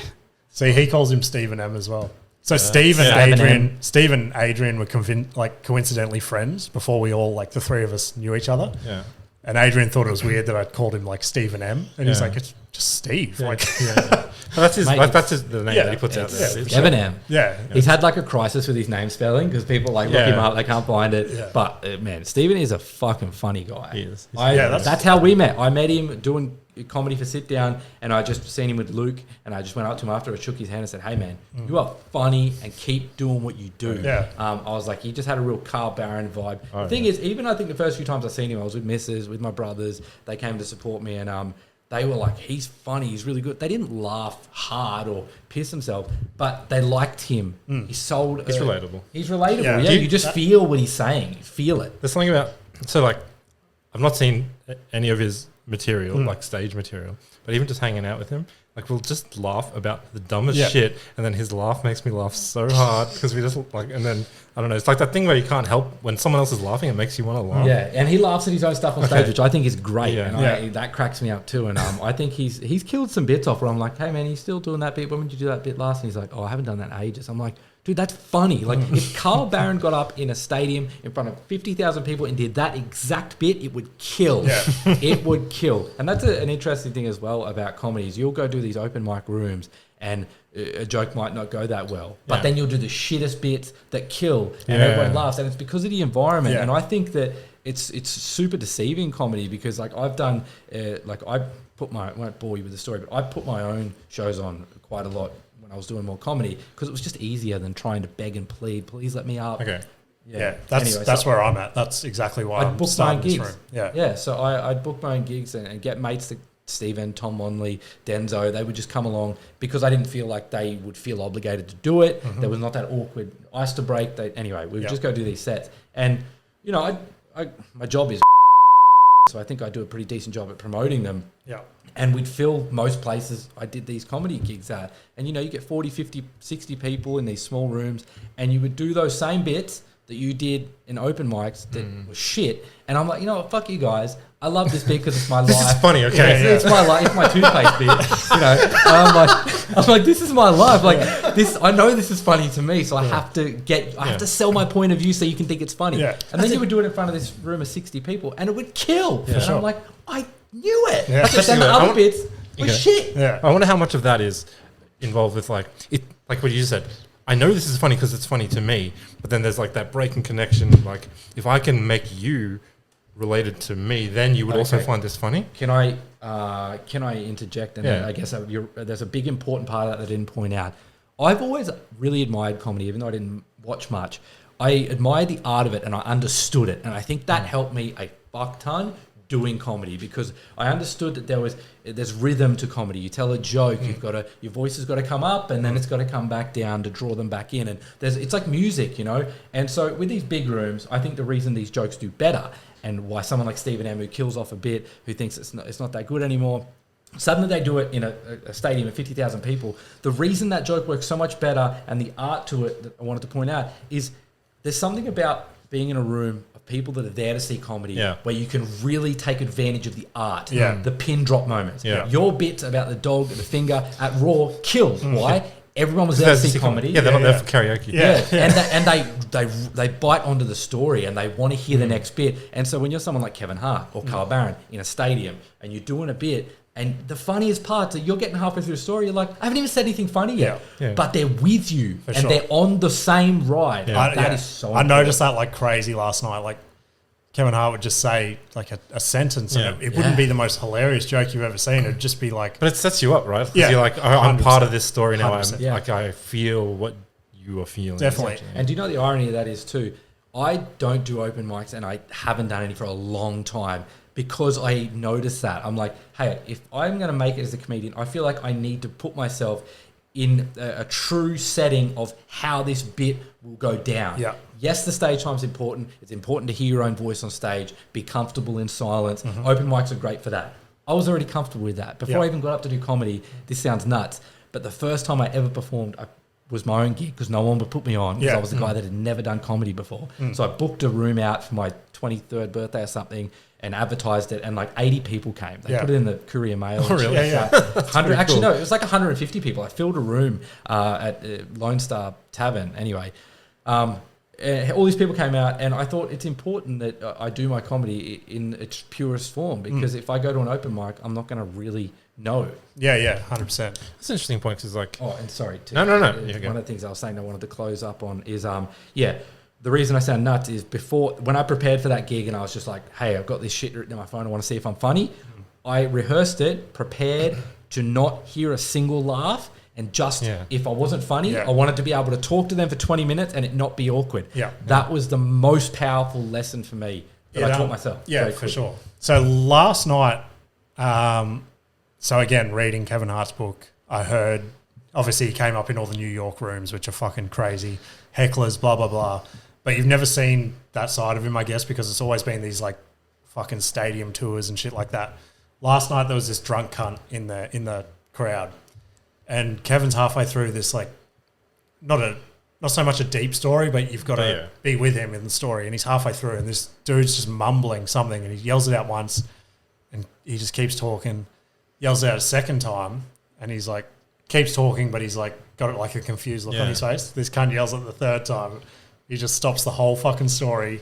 Like, he didn't even finish his story because he just went on like a 5-minute roast on this cunt. And it's like good. It's good to see that even though as big as he is, he can still fucking smash those hecklers. And I will. And he had some of the loudest laughs of the night were just him roasting this cunt who thought it'd be a good idea to fucking yell out something. The best part about it is that was individual to your show then. Yeah, exactly. Yeah, no one else is going to get that performance. Yeah, and I think the beauty of that is he popped the balloon. Like 100%. I was saying, everybody was like, it was building. Everybody was not talking about it, and then it was the kids in the principal's office, and they just pissed themselves. Because everyone was sitting there like, oh, fuck, he's practicing for the next special he's going to shoot, blah, blah, blah. He's not going to fucking even acknowledge it. Yeah. He's just going to keep pushing through the story. And then I don't know if he hit that point where he's like, I've got to acknowledge it, or he hit the point of, I'm fucking over this dude. Yeah, and let's fucking kill it. Hecklers, since I started comedy, have scared the shit out of me. And I will admit, like, you know, I probably sound like a dick. Some people might watch this and go, well, who do you think you are, you loser, for not doing open mics? Like, you need to do that to become a comedian. And it's like, yeah, I think there's important parts of it that you can't overlook. And I sort of, will not give myself credit for, but I'm proud. Like, I had this one moment. I'll tell you a story. I did a bit, a comedy room I'd organised at a cinema. We had a full house. It was fucking awesome. And I was in the middle of doing a bit. I'd never really been heckled properly up to this point, like open mics, like idiots, and have like a little back and forth, but nothing like with a quiet crowd waiting for you to do your bit, and then some idiot interrupts. I found out after. I think it was like a friend or a family member, so I love you, I'm sorry. But I thought it was just some, random, and the host of the show was a stuntman, and he was juggling axes and stuff. And when he got off and I was on doing my bit, he yelled out, juggle an axe. And I'm like, what? I didn't hear it. And I just kept going. And he yelled out, he goes, juggle an axe. And then I went, what?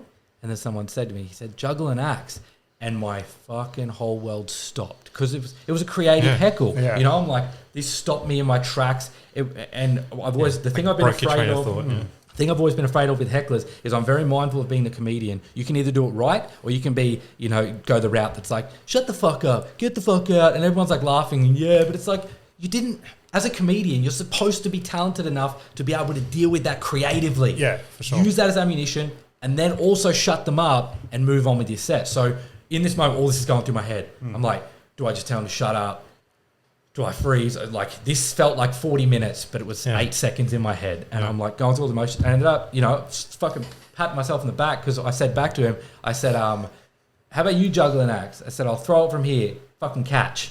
And I think I said, like, you catch it with your forehead or something like that. And it was just like, I told him to shut up, but I did it in a somewhat creative way. And that was the first time I'd ever had to properly deal with that. And everyone laughed. And I moved on with my set. And I just thought, like, I was, up until that moment, I was like, I don't think I'm prepared to deal with that. And I was like, hey, maybe I am. Like, my brain operates on a wavelength I didn't know. Yeah, I've only dealt with a few so far. But I feel like... the guy on stage. Hey?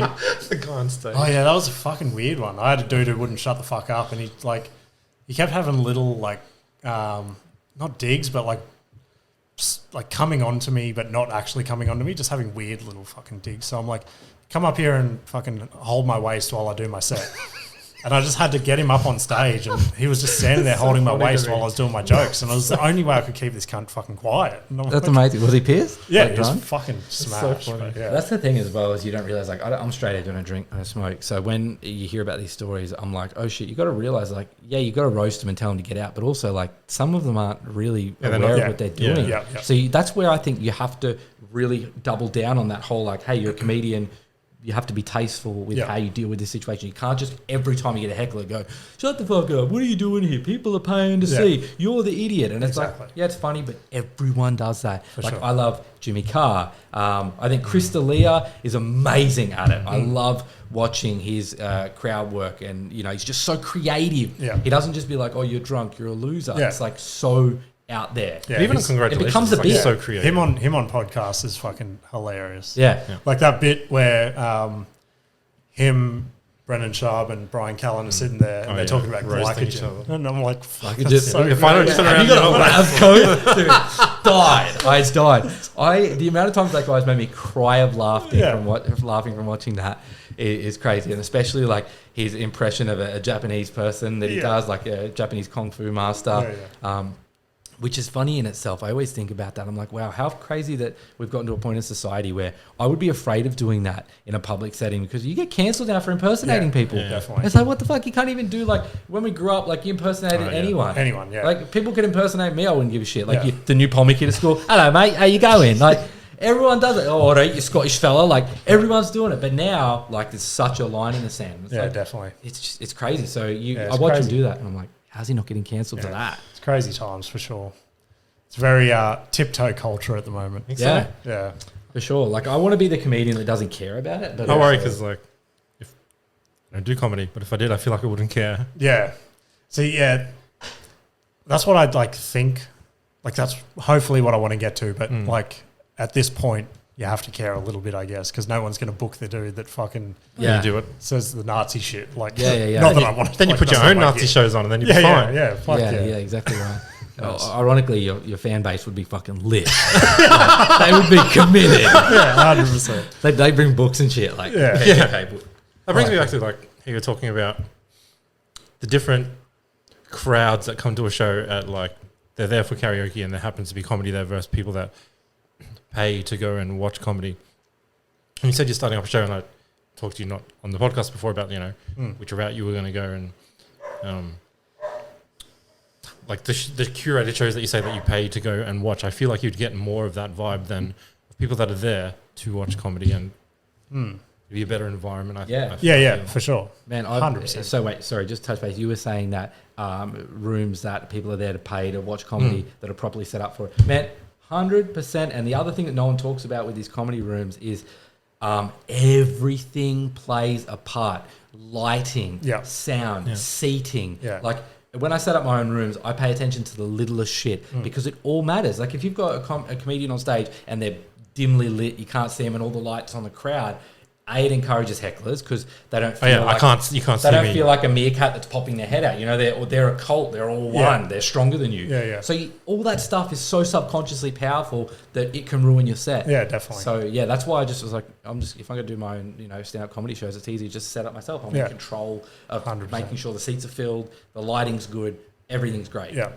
Yeah, for sure. That's where I'm starting to dip my toe, and that's like a big reason why. Like, fucking, I'm a bit of a control freak when it comes to shit like that, and Oh, just that? Shut the fuck up.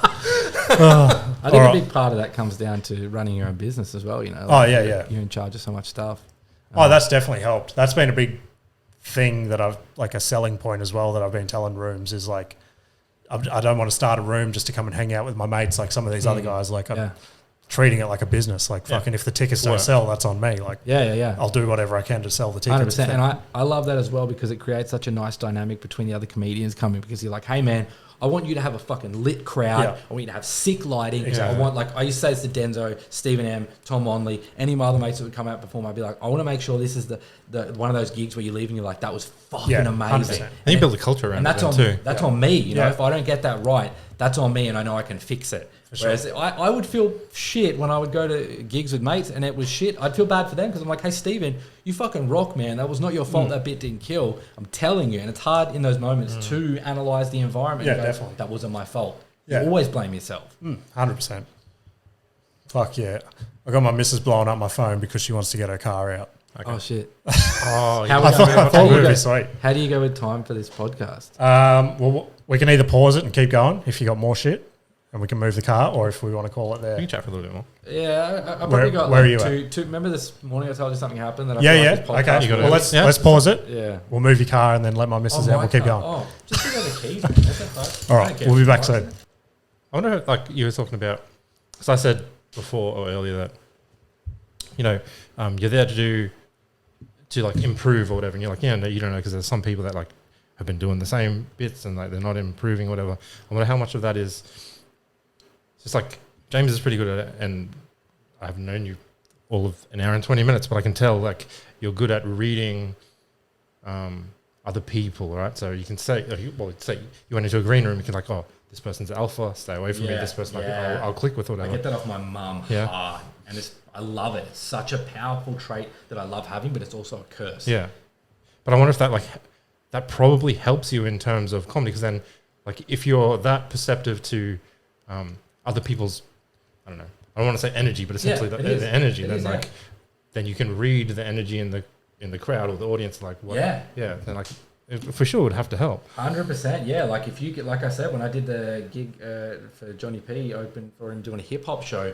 I knew what I was dealing with. Like, you know, I knew the energy in the room and I knew what they needed. Yeah, they didn't need the quiet comedian talking about, oh yeah, so you wouldn't believe what happened at Coles today, guys. You know, I was walking. I had to get up there and be like, so I seen this guy in the street out the front, and he said to me this, and like now they're listening because it's related. Exactly. Yeah. It is. You don't have to force a setup. It's reading an energy, and I tell you what, it helps me in life, like especially running a business. I don't know if you're similar, Jimmy, but it helps me dealing with people, because if you walk in a room and you know it's an alpha, you know how to deal with them. Like I know how to accept their energy and give them what they want. And if they belittle you, you belittle yourself harder. And when you dig, you go, come on, motherfucker, let's dig this hole. How deep can you go? You tell me I don't look like my daughter. You want to keep going down this hole? Like, I'll give it to them. And I'm like, you know, I'll say back to them, like, what, you think you're offending me by saying my daughter doesn't look like a dude? I can rip on myself harder than you can rip on me. Deeper. And until the point where they're like, this motherfucker doesn't care what I say to them or about them. I'm just going to, you know, shut up now. And it, like, it's funny because it helps you immensely with dealing with crowds, dealing with anything in life. Like, probably one of my proudest things I got off my mum is being able to read people and, like, communicate with them appropriately, depending on the type of person they are. I was just saying before, like, I know that you do it and you're pretty perceptive of, like, people and, like, how the energy that they're putting off, and, like, it probably helps you read crowds, and like we just talked about that, like how it'd be beneficial, and the people that are up there doing the same bits and not able to read that it's not working because of that is like I'd say people so. that can't. For sure. Yeah, it definitely plays into it a fair bit.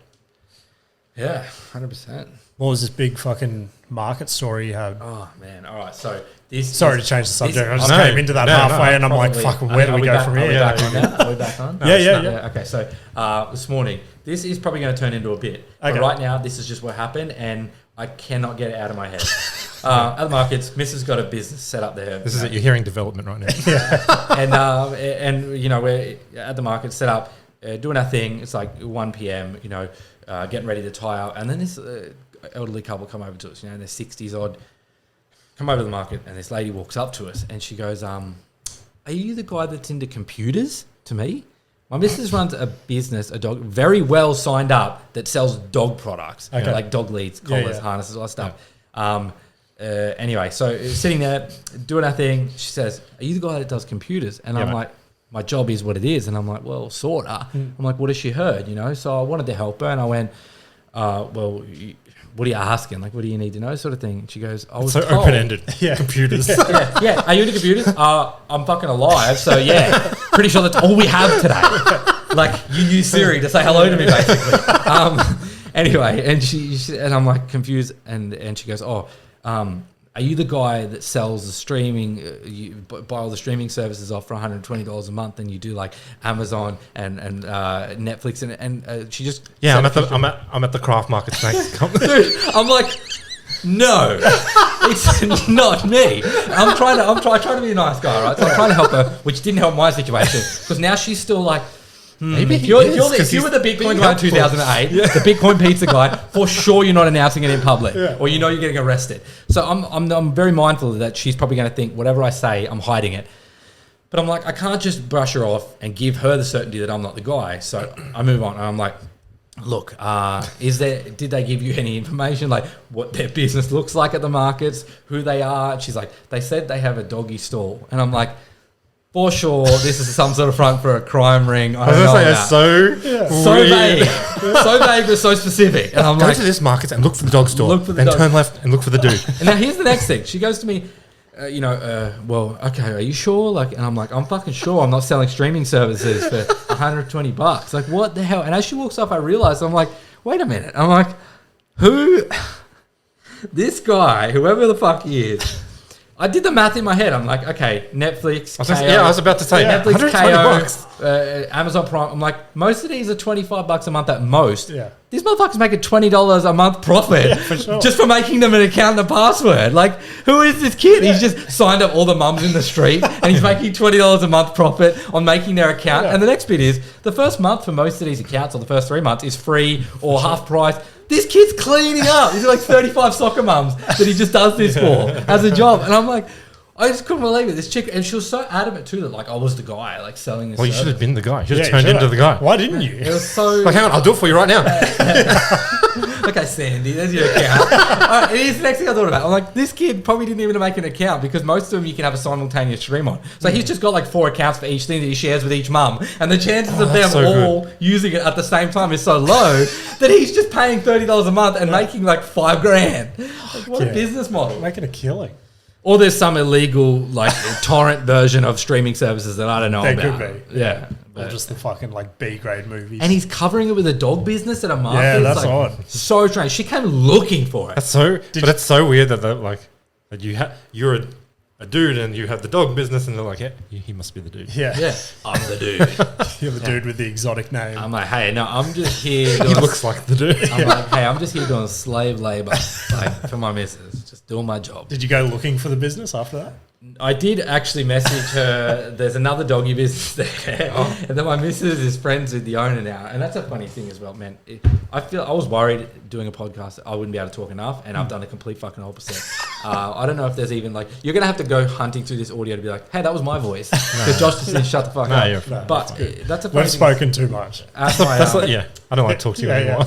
At these markets, it's a funny thing about market businesses I noticed is when they all set up, even if they're across from their competition, no one talks. And this is even in your and my normal business. There's like this weird clique where like nobody will talk to the other business. Everyone just talks shit about each other. Whereas I'm the complete opposite. Like I'm calling companies to do the same shit I do just to acquaintance myself. Or if I need a favor, I'll call another company that does what I do, introduce myself. And they're always on the other end of the line. Like, because I run a decent sized company now that it's grown to what it has, and I'm happy. But there's a lot of these places I'll ring and it's like they've heard of me and they'll go, oh, and you can read it in their voice like, oh, I actually know who this is. But they're also like, why are you calling me? And it's like, why is that a thing? Like, why is everyone like the cool guy at school that doesn't want to talk to the... Anyway, so rewinding the story, markets, I told my missus when we first set up, I'm like, no matter what doggy businesses are here, like, I said to her, she was about to commit a crime. I'm like, I'm going to go say hey to her and introduce her. She's like, no, we have a doggy business. Like, you can't. Yeah. What if she what if she thinks like competition? I'm like, it's the healthiest thing just to be like, hey, I'm not a threat and we're friends. Yeah. That will help you get so much further in life with anything. For sure. But in that, you can also be like, oh, we don't have you want. They might have what you want. And then someone will go over there. That's Oh, what's we don't have happened what you now. want. They might have what you That's want. what's happened now. And anyway, so we're friends now and we all get along. And I message her. I'm like, hey, do you have a partner that sells streaming services? And she was just like, no, that's hilarious. She came up to me first and asked. And I sent her to you. Sent her to me. Which means I look like the guy to her. Yeah. I'm like, what the fuck is this world coming to? Yeah, no, it's the particular like trade that we're in seems like super cutthroat in that instance. Like everyone's always trying to steal each other's jobs and blah blah blah. Like there's very few like people I've met along the way that I'd reach out and go, hey, have you got an offcut that I can borrow for this or something? Like, or just like, even if it's just like, have you got one screw I could borrow to finish this job? Like the amount of cunts that'll be like, no. Like, Even though I do. These are my screws. Exactly. Yep. I'll tell you what the most powerful thing is about doing that too, is even if you call them about an offcut, even if you call them about anything, is if they're quoting a job against you or doing anything like that, they're now saying, oh, you quoted against the yeah, they're all right. They do a pretty good job, you know? Like, fuck, I just blur that if you want. Plug my business name. Seriously, blur it. I hate being that guy. But It's fine. anyway, so yeah, they'll be like, oh, yeah, that guy from, your interior business, he's a legend, he does good work. That's a pretty good quote. That's now suddenly what they're saying instead of, oh yeah, I've seen them around. That's what the word is, I don't know, they don't do a lot of work down this way. And it just they just spit on you. It's 100%. so common. Yeah. So you be the nice guy and you ask for an offcut, and if no matter how they're speaking about you, it comes around in circles. It's all in a positive light. That's the same as a comedy. What's the worst thing to be like, oh, nah, sorry, we don't have Yeah, exactly. Okay, fine. Yeah.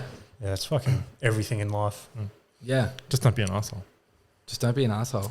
Take your own advice. I can't. I spend every Saturday with you.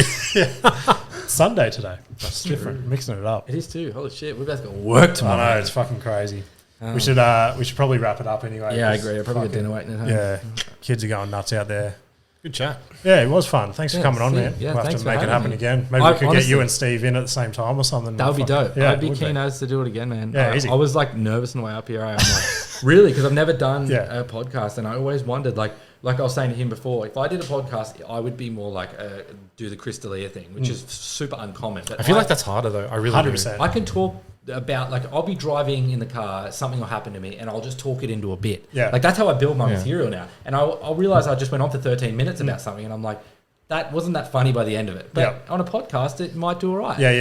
But yeah, so I was worried in a group setting, conversational basis, that I wouldn't be any good. Yeah. Or I'd fall on my face. I've said it multiple times that I use this.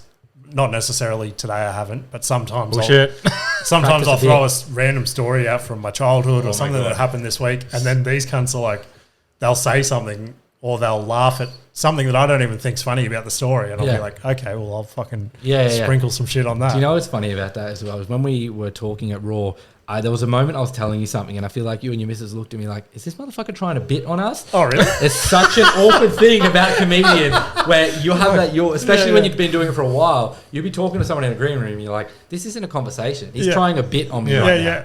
And he's waiting for me to laugh. You should call him out on it. I will not ever do that. So never think I'm trying a bit on you. And if I am, I disclose of it. I'll be like, hey, what do you think of this? Because I want you to know, like, hey, don't laugh if you don't think it's funny, and tell me if it's not funny. But yeah, it's such a weird thing. Like, you'll notice is like other comedians will disguise it in a conversation. 100%. And it's like, man, this just made it really awkward. Like, I knew what you were doing. It's weird. I knew what you were doing. And it didn't have to be. You're a nice guy, but now I can't talk to you anymore. I just feel like I've seen you with your pants down. It's fucking weird. Nah, sweet. Anyway, yeah, cheers for coming on, man. We'll definitely make something happen again. Shout out Bill Cosby. See you later. Bye.